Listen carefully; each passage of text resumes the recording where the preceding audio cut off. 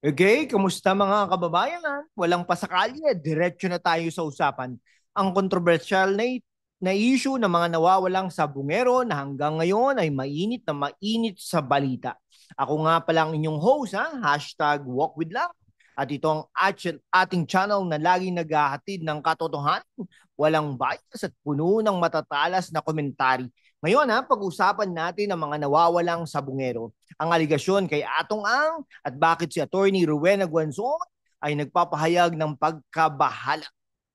Target natin mga kaibigan 100,000 subscribers at konti na lang magsi 17,000 subscribers na po tayo, no? Yan, bago matapos ang taon, kaya i-hit na po natin yan. Maraming salamat po sa inyong lahat. Okay Kaya i-hit na ang subscribe button, i-like at i-share sa mga kaibigan nyo sa Quezon City, Manila, Davao, Cebu, Los Angeles, Dubai at Hong Kong at magpadala ng super thanks para suportahan ang ating content. Ready na ba kayo? Tara, simulan na natin. Kung ikaw ay nasa Saudi Arabia, Japan, Canada o kahit saan sa mundo, itong episode na ito ay para sa inyo, mga OFW na gustong-gustong malaman ang tunay na nangyayari sa Pilipinas. Ang isyong ito ay hindi lang tungkol sa sabang ito ay tungkol sa hustisya, kapangyarihan at mga sistemang nagpapabaksak sa ordinaryong Pilipino. Kaya buckle up dahil ilang mga minuto ng katotohanan, tawa at malalim na pagsusuri ang hatid natin ngayon. Kaya mga kaibigan simula April 2021 hanggang January 2022, 34 na sabungero ang biglang nawala sa iba't ibang parte ng Luzon. 11 mula sa Laguna, 6 mula sa Manila, 6 mula Batangas, at 2 mula Bulacan. Pero ayon sa whistleblower na si Julie Dondon Patidongan, na kilala rin bilang Toto, hindi lang 34 ang nawala. Halos 100 daw ang mga biktima.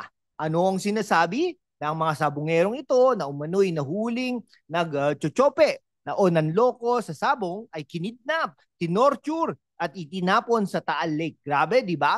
Parang pelikula pero totoong buhay ito. Si Patidongan, mga kaibigan, ay isang tell-all interview sa GMA News noong June 2025, inamin na kasama siya sa operasyon. Sabi niya, ang mga biktima ay hinintay sa mga sabungan, tinutukan ng baril, tinakpan ng plastik at dinala sa isang van kung saan sila pinatay ng mahina gamit ang tie wire. At ito, mafia-style execution sa Pilipinas. At ang mas nakakagulat, sinabi niya na hindi lang sabungero ang itinapon sa Taal Lake, pati daw mga drug lord, no? Pero teka, bakit ngayon lang siya nagsalita? Ayon kay Patidongan, natakot siya sa mga banta, sa buhay niya at ng pamilya niya.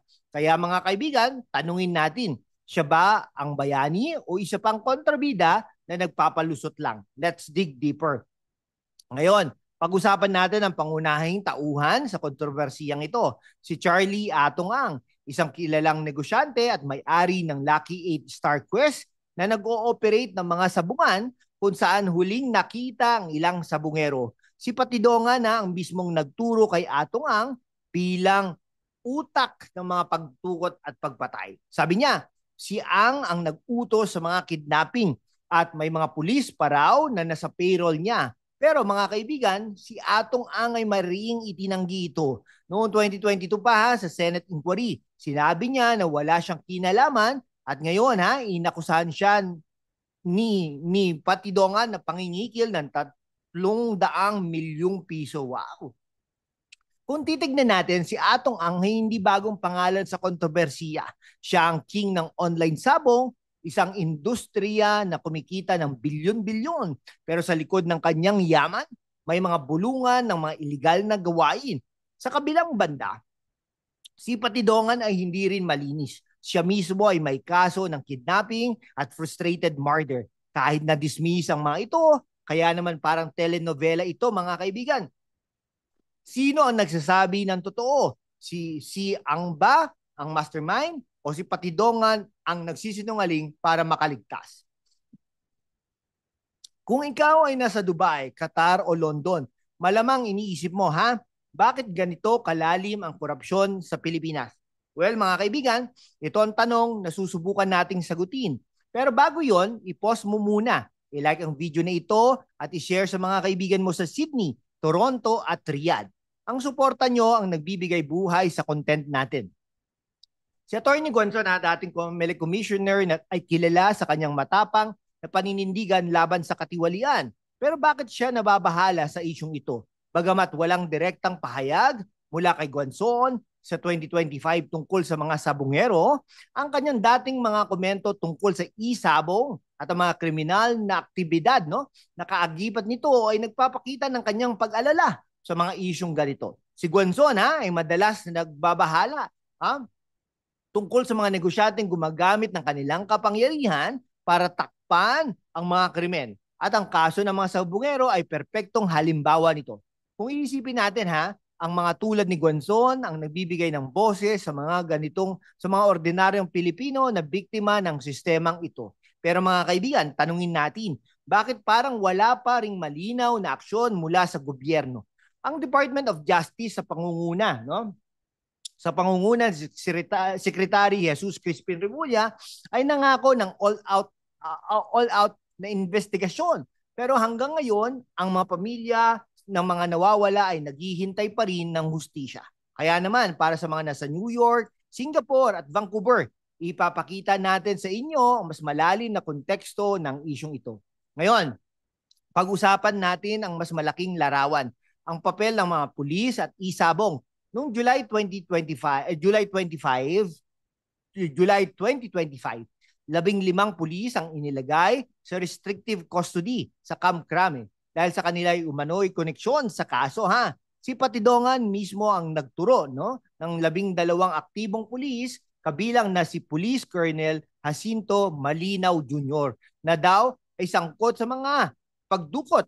Ang mas nakagulat, sabi ni Patidongan, ang mga pulis na ito ay dating kasangkot sa war on drugs ng nakaraang administrasyon.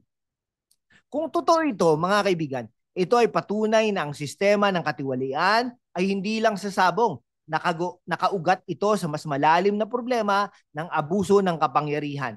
Pero sa kabilang banda, ang mga pulis ay itinanggi ang mga aligasyon at ang National Police Commission ay nagsasabing kailangan ng matibay na ebidensya bago sila maparusahan. At ang isabong noong May 2024, ipinagbawal na ito ni dating Pangulong Rodrigo Roa Duterte dahil sa social cost nito. Pero teka, nung una ayaw niyang ipatigil ito dahil daw sa 640 million pesos na kita ng gobyerno bawat buwan. Ano ba talaga ang prioridad? Hustisya o pera? Para sa mga kababayan natin sa Jeddah, Milan at Brisbane, malinaw na malinaw ang sagot. Ang sistema ay laging pabor sa mayayaman at makapangyarihan. Okay. Ngayon, mga kaibigan, pakinggan natin ang boses ng mga pamilya. Si Charlene Lasco, kapatid ng nawawalang sabungero na si Ricardo Lasco, nagsabi, kung ano man ang mangyari, gusto na lang namin sila maipahinga ng maayos. Isang simpleng hiling, pero bakit parang imposible itong maibigay? Ang mga pamilya ay nagproprotesta mula pa noong 2022, mula Menjola hanggang sa Commission on Human Rights, pero hanggang ngayon, wala pa ring linaw. Noong July 2025, nagsimula ang paghahalughog sa Taal Lake at natagpuan ang mga sako na may lamang buto. Pero mga kaibigan, hindi pa sigurado kung tao ba ang mga ito o hindi. Ang Philippine Coast Guard ay nangako na hindi ito planted. Pero paano natin ito masisiguro para sa mga nasa Toronto, Sydney at Doha? Ito ang tanong.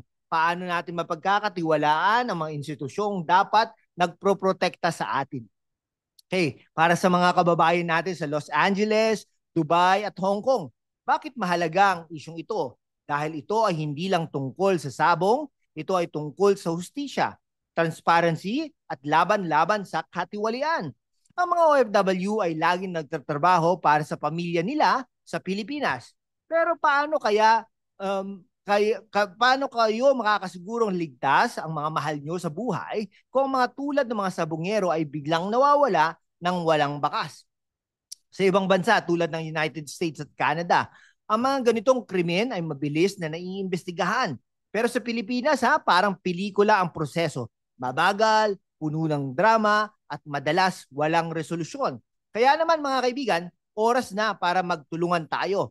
I-share ang video na ito sa mga kaibigan mo sa Riyadh, Singapore at Vancouver para ipakita na kailangan natin ng mas malakas na boses para sa hustisya. Ayan, mga kaibigan, ang buong larawan ng kontrobersiya ng mga nawawalang sabungero mula sa mga alegasyon laban kay Atong ang pagkabahala ni Atty. Rowena Guanzon hanggang sa laban ng mga pamilya. Isa itong kwento ng kapangyarihan, katiwalian at pag-asa. Pero ang tanong, makakamit ba natin ang hustisya o isa na namang kwento ito na mababaon sa limot? Kaya naman mga kababayan, no? Sa Quezon City, no? Davao, Los Angeles, Dubai, at saan man kayo naroroon. I-hit na ang subscribe button, i-like, i-comment kung ano ang tingin ninyo sa isyong ito at i-share sa mga kaibigan nyo. Kung gusto nyong suportahan ang aming channel, magpadala ng super thanks please. Ang bawat sentimo ay nakakatulong para ipagpatuloy natin ang mga ganitong kwento. Ang layunin natin, 100,000 subscribers para mas marami pang OFW at kaabataan ang maabot natin. Salamat sa inyong mga suporta at hanggang sa susunod na episode, mag-iingat kayo at laging hanapin ang katotohanan at mabuhay ang Pilipinas.